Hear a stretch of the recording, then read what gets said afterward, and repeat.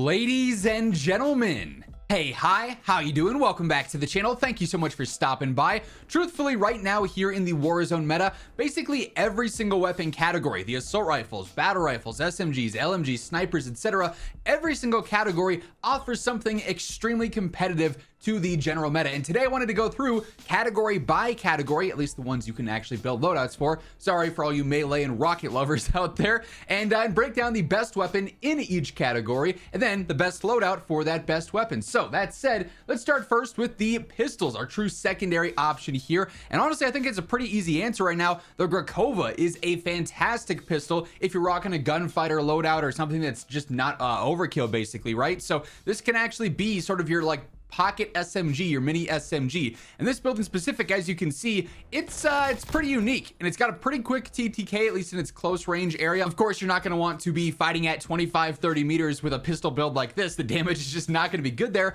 But for the close range, to make up for a lack of an SMG or to hold you over until you get that second loadout or you find an SMG you want to use, this can serve you quite well. So first up with the Grakova here, the most important part of the build is rapid fire. This is going to end up increasing that fire rate. It does hurt the damage and the velocity a little bit, the control as well, but that's not going to really hurt you a ton in areas where you want to be fighting with this thing in that close range. And obviously with the faster fire rate, the TTK here ends up being incredibly quick, especially in that close range. I also go for the weighted stock, which is what gives us that weird ADS there. That's not quite tac stance, but it's not a normal ADS. It's like a halfway ADS, just a little bit of a zoom there. It ends up being really accurate in that sort of hip fire-esque, half hip fire, half ADS sort of stance there. Plus, this does end up helping out with the recoil control back, so we get that back from using rapid fire on there.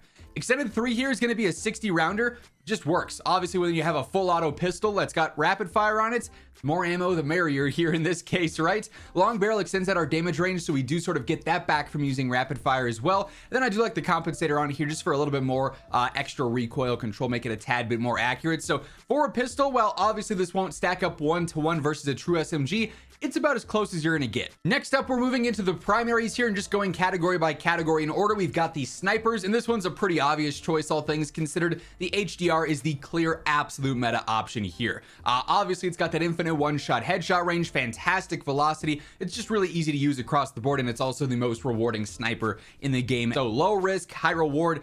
It's the best case scenario, really. So here we are going for monolithic suppressor first up. This is going to help out the velocity. The damage range buff does not matter there because we do have that infinite one-shot headshot. And of course, this keeps us off the radar as well. Gain twist barrel helps out even more with that velocity. Then I also go for overpressured ammo. So we end up with a 1207 velocity. That means the bullet drop and the bullet lead is going to be super easy here. We don't really have to worry about that too much. I do also go for the quick draw rear grip, speeds up the ADS ever so slightly. We're now at a 585, which is about standard compared to some of the other heavy snipers in the game. It obviously just has a much better one shot and better velocity than quite a few of them as well. Then we also got the lightweight bipod on here, which is helping out with idle sway. Just makes this gun even easier to stay on target without having to hold your breath constantly. The sway is way less with this on there, and I think it really does help out quite a bit, especially in some of those longer range gunfights. If somebody's on a head glitch or they're doing a lot of movements, this just makes it really easy to stay on target there. So by far and away, the #1 sniper. Then getting into the marksmans, here I got the DM10. Quite frankly, this is a very competitive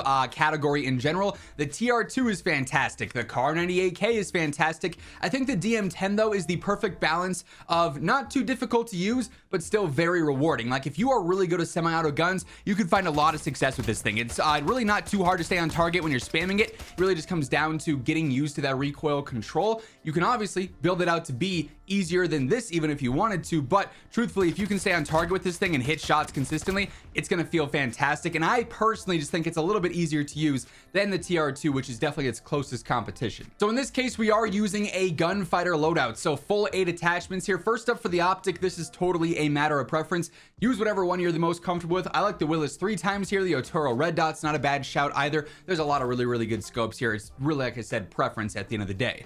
I personally lean towards monolithic suppressor because after I'm warmed up, I'm feeling the shots, you know, I'm more comfortable with the recoil as I'm spamming it more and more. I love the added velocity and damage range here. That said, something like compensator, if you just want to focus more on recoil control, absolutely viable here too. If you're spamming it, you feel like there's too much bounce, throw this on, it's probably going to help out quite a bit. But personally, I lean towards monolithic. That range and that velocity also stacks with reinforced barrels, so we're up to a 1380 velocity, which is pretty crazy. Then a 64 meter effective damage range. This thing feels fantastic over all ranges, basically. I also go for the precision handguard. Gives you some horizontal control when you're spamming. Again, you're going to notice a little bit of bounce there, so just limits that. But then also gives you some better idle sway too, which is pretty important on a weapon like this.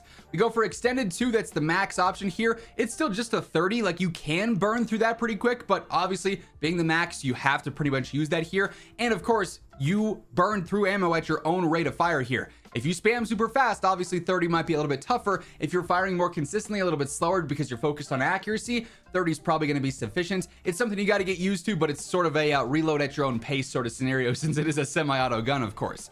Quick draw rear grip on here is not too bad at all, speeding up the ADS. Infiltrator stock for the better strafe, but you could also go for buffer weight stock. It'll slow you down a little bit more with your ADS, but you get even better recoil control on there too. So that's certainly a viable option if you want to go all in on that. And then lastly, rapid fire here only hurts the control, not the range and the velocity like on some other full auto guns. So only hurting the control here, that's manageable. And obviously with a faster rate of fire potential, you get a faster TTK potential as well, with a weapon that already has a pretty crazy TTK as is. So this thing can absolutely melt. It's definitely a higher skill gap gun, but high risk, high reward in this case. And by the way, as we are going through all the weapons and all the setups here today, if you enjoy the video, you'll find the information helpful, a like rating is always seriously appreciated. It truly does help grow the channel, and share the video around. And if you happen to be new to the channel, or maybe you haven't subscribed yet, we should change that. This is your one-stop shop for everything going on in COD on a daily basis. So feel free to hit that subscribe button to guarantee you are always in the know. Next up for the LMGs, we've got the XMG. This thing is a laser beam. It is easy to use. You really just do not have to worry about recoil control. This thing is a laser beam. Now, obviously, it's an LMG. It's heavy, it's slow,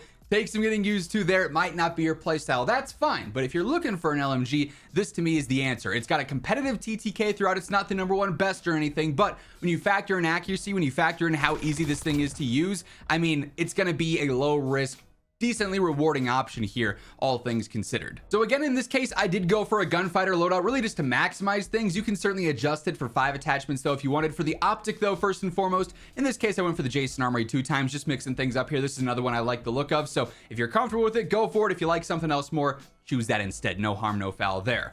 Monolithic suppressor, better range, better velocity, of course. Reinforced barrel doing more of the same. 1137 velocity is solid there. Then a 55, nearly 56 meter effective damage range is really, really consistent as well.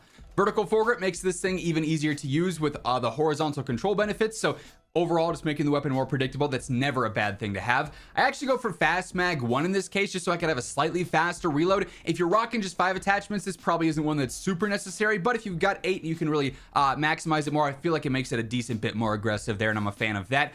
Quick draw rear grip, again, if you're just rocking 5 attachments, not super necessary, but anytime you can speed up the ADS, that's going to be solid there. Buffer weight stock is pretty clutch here though as well. Not necessarily available a lot of the time, it just so happened to be available on back-to-back guns here though with the DM10 and the XMG, but obviously insane recoil control helping out a lot. I'd probably take that over recoil springs in most cases. For 5 attachments, you can see which one you like the feel of more, but buffer weight's going to be doing a lot for you there. Recoil springs though doesn't have the cons, of course, and that's even more control. But if you're just rocking 8 attachments on Gunfighter, this thing is going to be insanely easy to use because you can kind of stack all that together and it's just a laser beam. Hey everyone, real quick, want to give a shout out to my friends over at G Fuel. All month long, G Fuel is celebrating anime, focusing on some of their awesome anime collabs and arts that they've got for various different flavors. They've got so many different flavors to choose from amongst their energy tubs. And of course, if you're just looking for some hydration, they've got their hydration packs that are phenomenal as well. As always, if you want to get anything at all from the G Fuel site, toss in code WHosImmortal at checkout and you'll save yourself some money. Link for that will be down in the description below if you're interested. Next up for the shotguns, this is still just a category that's more so mediocre than anything else. Like, this is the one category that I feel like does fall behind. There's not a true standout here that's really going to be a massive impact on the meta like in pretty much every other category we've got. But if you're looking for a decent shotty, the Marine SP currently seems to be the way to go. It's got a pretty forgiving range for a shotgun, which is surprising as far as like the 2-shot capabilities go here. It's still obviously going to fully depend on if you can land center mass shots and make sure the pellets hit correctly. If you're not within a certain range, which is ultra close, you know, we're talking 10 meters and closer at max here and super accurate to center mass, probably gonna have a hard time using it. But if you can get used to that, if you're really good at doing that in the close range, you can absolutely find some solid success with this thing. This build in particular is actually going to be a tack stance based build. That's where I would feel like the Marine sort of thrives the most. The ADS on it's not too fast, so having tack stance there kind of simplifies things a little bit. Modified choke here will help out that pellet spread though, even in that tack stance situation there. We got long barrel obviously extending out our damage range, but also giving us more ammo. It's kind of a unique situation here with the Marines, so that's a win-win there. You don't have to reload as often and you get some better range. That's pretty huge. Combat stock on here is insanely good. You get a better slide to fire, you get a better sprint to fire as well, so it's just a tad bit more aggressive. Honestly, there's so many stocks here that are good though. Quick draw, speeding up your ADS if you're more focused on that is fantastic. Balanced if you want some general movement, some slightly better strafe, a little bit of a better sprint to fire.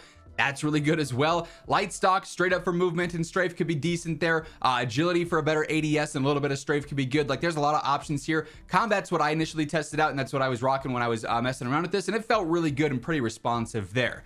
Tack laser, obviously, as mentioned, so you can flip this into tack stance. It just seems like it's a little bit more aggressive in general. And then lastly on here, rapid fire. Hurts the damage range ever so slightly. Luckily, long barrel does kind of offset that, and you can get the shots off faster, which obviously is huge. Like I said, there are a lot of situations where you could get a 2-shot knock or a 2-shot elimination, and that'll help out obviously with that. So bit of an interesting setup, and obviously very different from a lot of the other metas, which are a little bit more versatile, but it can get the job done. Now for the SMGs, this one's pretty easy. The C9 is by far the most reliable, the most consistent here. It's got a pretty forgiving damage range out to its second damage drop off. It's easy to use, low recoil as you saw. It's got a quick TTK in general here. It's like really between this and the Laudra as that top spot, and the C9's versatility here to me just means a little bit more. I'm a little bit more comfortable with this. Like if I had to go into a game $1 million on the line, this is the SMG I'm taking every single time as it stands. So as far as the setup goes, initially here going for long barrel, extending out our damage range. 15.5 meters is really solid for an SMG there, obviously helping out in that second damage range of course as well,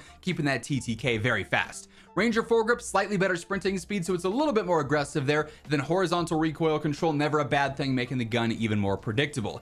Extended 2 going to be the max option here of 50. It works fine for all squad sizes. Your DPM is going to be decent enough there for sure. Ergonomic rear grip, I'm a big fan of this. I do a lot of slide canceling with this gun in the close range, so that better slide to fire speed is huge. Decent ADS on there as well. Sprint to fire is already pretty quick, so you're chilling there. That just makes it even more aggressive, although for what it's worth, Commando is solid, quick draw rear grip is solid as well. Then recoil springs, giving me some horizontal and some vertical recoil control on top of what Ranger's already doing horizontally. So the weapon's going to be very predictable and super easy to use, while also being insanely competitive in terms of damage range and TTK. Now for the battle rifles, obviously there's no Black Ops 6 options here, but we do have the SOA Subverter, which is honestly able to keep up with several meta options over the mid to long range in terms of TTK. Obviously it doesn't have that Black Ops 6 weapon feel. It takes maybe a little bit more getting used to there in terms of the recoil, the visual shake and whatnot, its overall behavior and feel there, but you can just land shots with this thing. You're going to be okay. It actually does have a pretty decent TTK, all things considered, which is nice to see. The Sidewinder is a close choice here too. That one though is a lot more awkward in terms of feel and usage. So to me, the Subverter is going to be the more natural feeling of all the battle rifles. So here, first up, not huge on the irons. They're all right, but just with how MW2 and MW3 weapons feel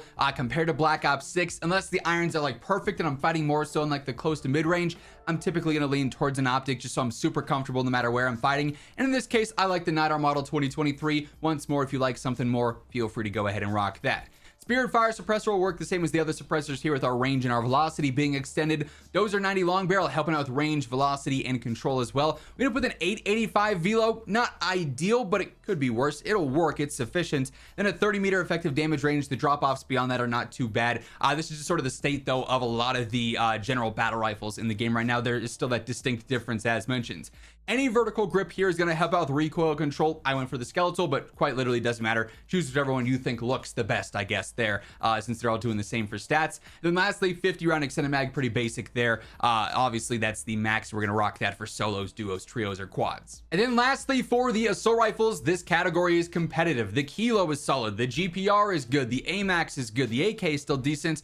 For me though, it's got to be the Krig. This thing after the buff just feels really solid. Easy to use in terms of recoil. The recoil is way more manageable than it was back before the buff. The damage range is great. The TTK is great as well. Really been liking the feel of this thing. I've been rocking it in a lot of my loadouts as of late. It's just very consistent. So here again for the optics, simply a matter of preference. I was rocking the 2x for that example there, but there's obviously, as we've talked about, several options that are very accurate, very clean. Use whichever one you enjoy the most. Monolithic suppressor for that better range and that velocity. Reinforced barrel stacking even more on there. So 1195 velocity, 58 meter effective damage range. This thing is going to feel insanely reliable and insanely consistent over pretty much any single range you're fighting at with it. Vertical foregrip, max horizontal control, making sure that any potential randomness in this pattern is a little bit more predictable, a little bit more under control, which is ideal, obviously. Then extended 2 is actually a 70 rounder, which is like the best case scenario. Much larger extended mag than what we typically get, and it's only extended 2 there, so that's pretty convenient. If you wanted to upgrade to gunfighter, you could with a quick draw rear grip and infiltrator stock recoil springs on there as well. That's typically like the 3 after the fact that I like to add on in a lot of scenarios.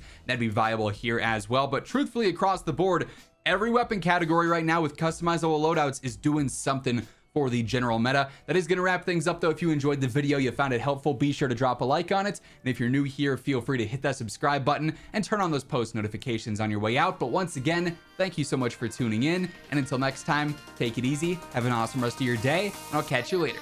Peace out.